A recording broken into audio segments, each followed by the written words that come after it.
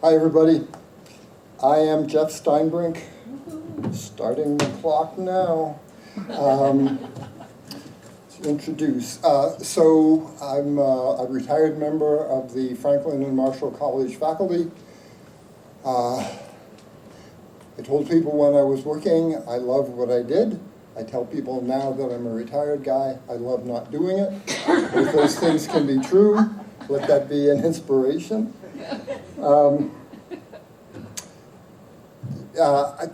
I also love being here. This is the 10th time for me. Can't do enough of these. So thank you for being here. Thank you to the organizing committee, to Anne and the other muscle that puts this thing together. Thank you to Joe and the other Elmira homies who actually make this happen time after time. We are deeply indebted. Thank you, too, to my two international colleagues for joining me in this panel. In their good company, I come as close as to being mistaken for a man of the world as is ever likely to happen. Thanks to them, too, for bearing with us Americans at a time when we seem to me to be failing to live up to our better selves and our promise to the world. As for this talk, the quantum failure mentioned in its title is my own, the failure to apply concepts of quantum mechanics, let's say metaphorically, to a text like Huckleberry Finn. Instead, or almost instead, I'm talking about bullets in the book, which may not move as fast or as mysteriously as quarks and bosons, but that nevertheless can do enormous harm and even occasional good when it's Mark Twain pulling the trigger. Okay, and before I go further, Bryden. Good. If bullets can be said to fly anywhere in the book, it's at the end of Huck's stay with the Grangerfords, when their generations-long feud with the Shepherdsons leads once again to a stretch of deadly gunplay. There's never much play in gunplay, but Huck's non-critical accommodation to the feud, together with Buck Grangerford's boyish enthusiasm to kill himself a Shepherdson, might lead a reader to expect that these bullets will cause no harm. Huck's innocent admiration of the Grangerfords, there are two of them now, of their gentility, their comforts, their generosities to him, is mirrored in Huck's ungrudging respect for the enemy Shepherdsons, Buck's ungrudging respect for the enemy Shepherdsons. There ain't a coward amongst them Shepherdsons, he insists to Huck. Not a one. This endorsement comes as a surprise to Huck, and maybe to us readers too, since earlier that very day, Buck had taken a shot from ambush meant to kill Harney Shepherdson. We're in chapter 18 by now, and that bullet, just the second one fired in the book so far, is a near miss, causing Harney's hat to tumble from his head. The boys start to run, Harney pursuing them on horseback. The woods, Huck tells us, weren't thick, allowing Harney a clear shot. Quoting now, "I looked over my shoulder," Huck says, "to dodge a bullet, and twice I seen Harney cover Buck with his gun, and then he rode away the way home." This talk will argue that Mark Twain is a careful, clever marksman, as for instance here in chapter 18, where he bags big game with just 2 bullets, one of which, arguably the more important, never leaves its chamber. The bullet Buck fires at Harney makes clear to the reader that the feud is real, not a game, even when it's played by a boy. It signals that the feud has been successfully transferred to a new generation, where it's been accepted, embraced even, under the cover of honor. That bullet puts a hole in Harney's hat and might have put a hole in his head if Mark Twain had meant to write a very different book. Twain arranges for that bullet not to kill Harney Shepherdson because he needs Harney quite deliberately not to kill Buck. That is, not to take the shot likely to drop Buck like the easy target Huck implies he is. Ever the witness, but almost never the judge, Huck has nothing to say about Harney's restraint in sparing Buck, leaving it for the reader to take on that interpretive responsibility. It's become a critical commonplace to observe that this editorial passivity on Huck's part, his unwillingness to pass judgment on the behaviors he witnesses, is the book's signature narrative strategy, inviting even an otherwise lazy reader to step into that blank space and render the judgments that Huck doesn't. Given only what we readers know, when Harney doesn't send that bullet after Buck, we're likely in that moment to take his forbearance as evidence of a decency among Shepherdsons that Buck himself praises. That would be to say that Harney hangs fire because Buck is, in his eyes, just a kid who deserves a chance to grow into the greater maturity he himself is practicing in not shooting. Just a couple of pages later, though, we learn that Harney Shepherdson is in love with and about to elope with Sophia Grangerford, Buck's sister. We aren't given much of a chance to know Harney well enough to sort his motives, but it's hardly a slander to imagine that he determines not to take that shot, at least in part because there's hardly a Juliet whose passion wouldn't be cooled by Romeo's sending a bullet into her brother. Whatever Harney's reasoning, keeping that bullet home allows him and Buck to feud another day. For all we know, in fact, Buck's taking a pot shot at Harney and Harney's living to tell about it may cause the feud to reheat, as it does in the book's next chapter, where Buck does really and truly die. The feud is going full tilt by this time, Harney and Sophia having run off together in the night, leaving the honor-addled Montagues and Capulets no familiar choice but to resume their firearms and send a perfect chaos of bullets into the brightening morning air.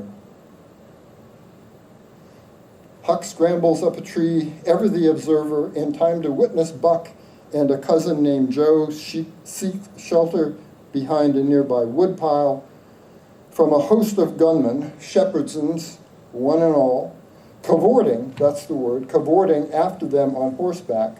When Buck and Joe run for cover, cavorting bullets find them, but do not kill them, allowing them wounded to seek refuge, what refuge they can in the river. And by now you've seen that I'm presenting a kind of a chaos of images here. So we've got E.W. Kemble, we've got Thomas Hart Benton, and we've got Barry Mosher. And of course, these form another whole commentary, maybe another whole text. Consider this a little bit of quantum mechanics. Things happening simultaneously we need to sort. One of those bullets could, of course, have killed Buck. Mark Twain could have made those cavorting Shepherdsons a little more accurate or lucky and felled Buck as he fled in plain sight of Huck for all the world to see. Had he allowed that bullet to behave that way, it would still have shown that feuds are serious, the feuds are senseless, that people can be awful cruel to one another, and that Huck is capable of tears. But that's not what that bullet does, because there's more work for bullets to do before they're done with Buck. So here instead is what Huck says happens next. Quoting now, "The boys jumped for the river, both of them hurt. And as they swung down the current, the men run along the bank, shooting at them and singing out, 'Kill them, kill them!' It made me so sick, I almost fell out of the tree."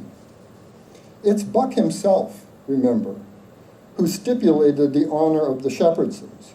Like Huck, through Huck, we are given to understand that they are in every way a fitting match for the Grangerfords in matters like nobility, courage, and pride.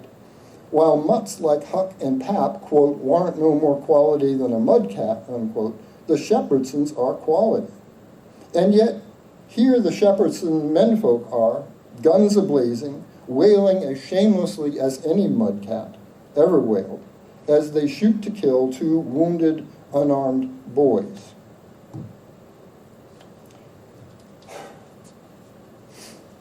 Making us wait for that bullet that kills Buck gives Mark Twain the opportunity to show the genteel Shepherdsons, and by extension, the genteel Grangerfords,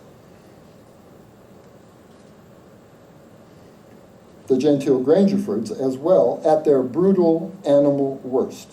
Had he allowed the Shepherdson gunmen to be more accurate earlier, we would have been denied this demonstration of the atavistic reality behind their precarious, pernicious gentility. If the Grangerford Shepherdson bullets of chapter 18 are many and almost random in their imprecision, the bullets fired not so long thereafter by Colonel Sherburne in chapter 21 are few, just two, and to the point, reflecting one of the more salient differences between a feud and an execution. And again, here is Huck, hidden, anonymous, uncritical, to bear witness. A lot has happened in the intervening chapters. I won't go into that now, except to say that Huck and Jim have been reunited. The King and the Duke have invaded. Huck has been made, in that sense, homeless once more. And then we have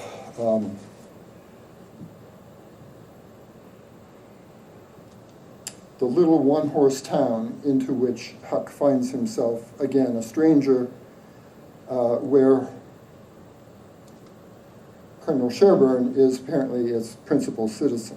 Otherwise, the place is mostly hogs and mud, and the hogs, Huck says, like the people, quote, loafed and grunted around everywhere, unquote. Enter Boggs, quote, the best-naturedest old fool in Arkansas, unquote, mostly on horseback and altogether drunk enough to call out the town's single aristocrat, the thin-skinned Colonel Sherburne. Although Boggs threatens to kill Sherburne, he seems to be unarmed, even in the illustration he is, as very likely is Sherburne himself when he steps out onto the street to name the hour of Boggs's execution. I'm tired of this, he says, but I'll endure it till 1 o'clock. As Twain introduces him to us through Huck's sharp, uncritical eyes, Sherburne is hardly a sympathetic figure.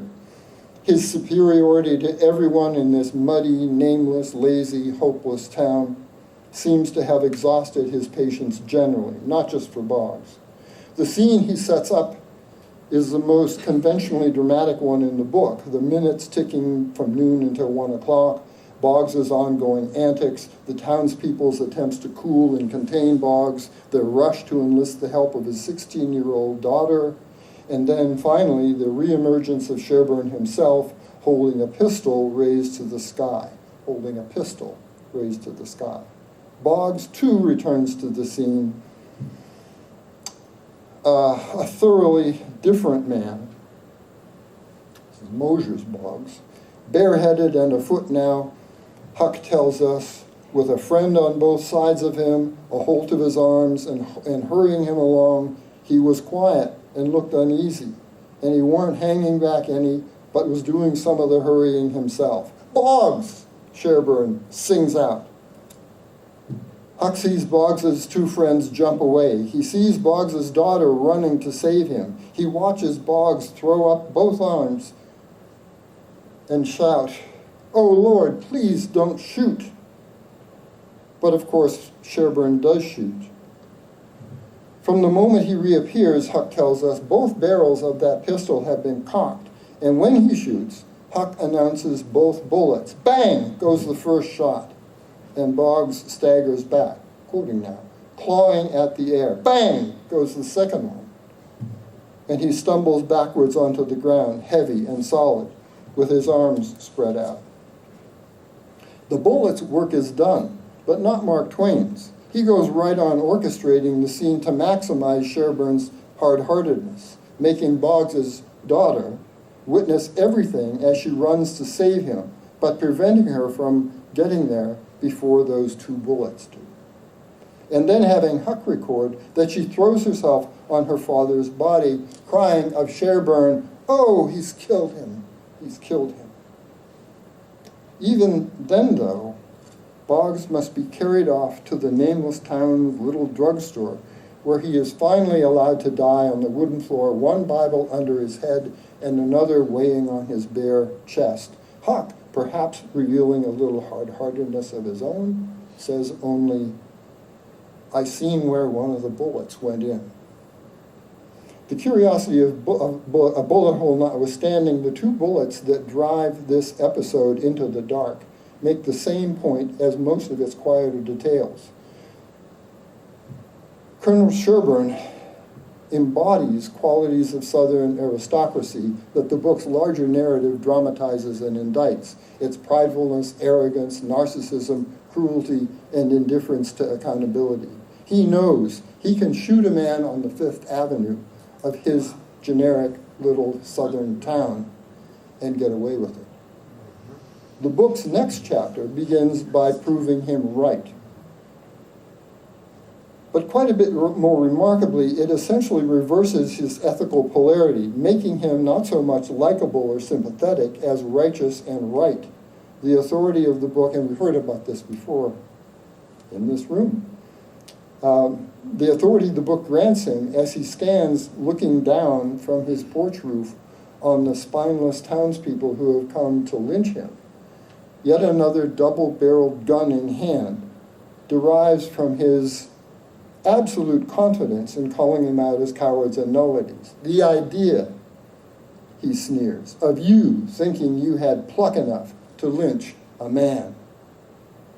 No need to pull the trigger to disperse this crowd. Sherburne's contempt for their weakness lands with the cutting power of the two bullets he used to kill Boggs.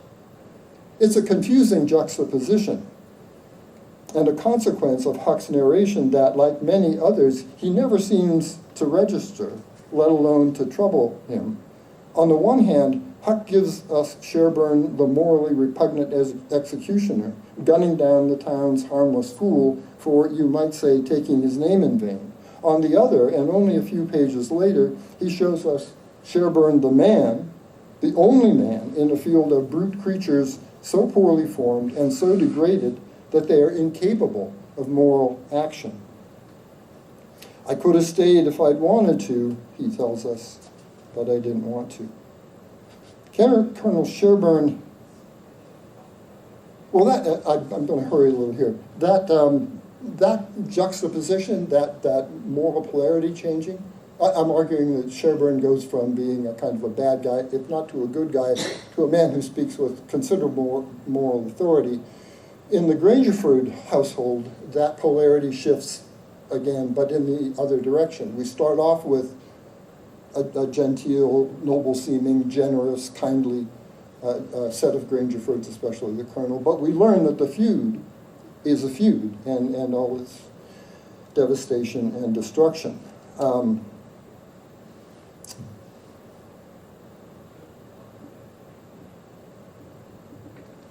Okay, but what you might say about bullets, and what about quantum mechanics? To which I begin by observing that the thing about bullets in literature, as in life, is that they operate at the uncanny border between the living and the dead, as does what might be called their quantum mechanical spirit animal, Schrodinger's cat. I'm not going to go into, well, I might go into Schrodinger's cat.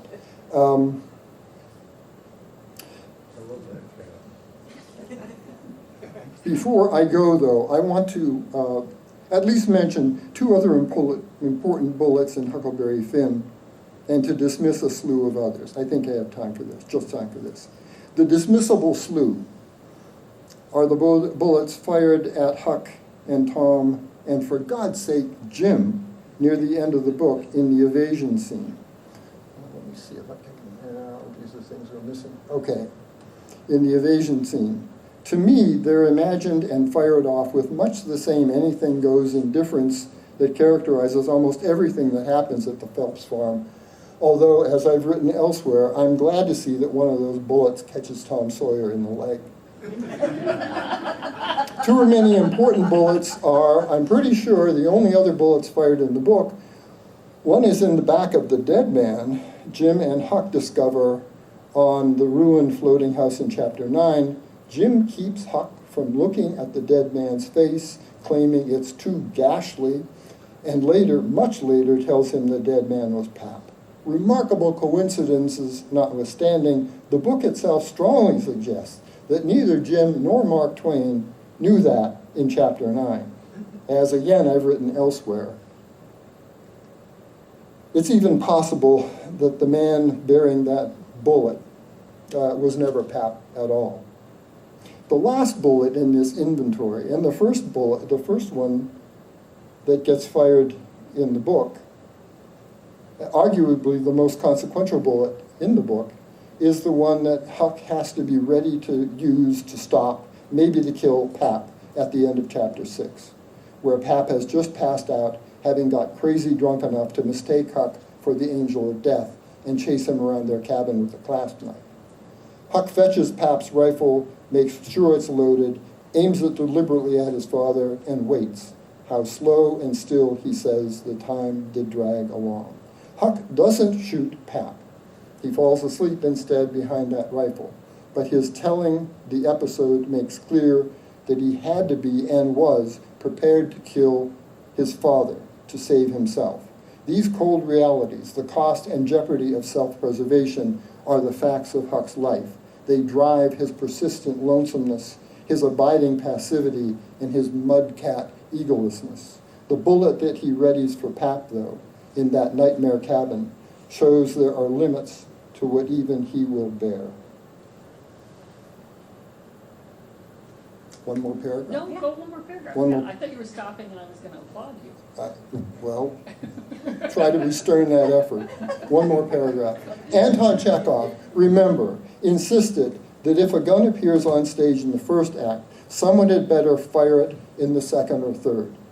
Huck sighting down that rifle at Pap, and later Harney Shepherdson drawing a bead on Buck Grangerford, end up breaking Chekhov's commandment, or Mark Twain does. They don't shoot. You could argue that because they cause the quantum mechanical, here we go, the quantum mechanical possibility that Pap and Buck are simultaneously alive and dead to collapse into an observed reality in which they go on living. Or you could say Mark Twain intuited that sometimes the bullets that echo most profoundly through a story are those that never leave the gun. Thank you.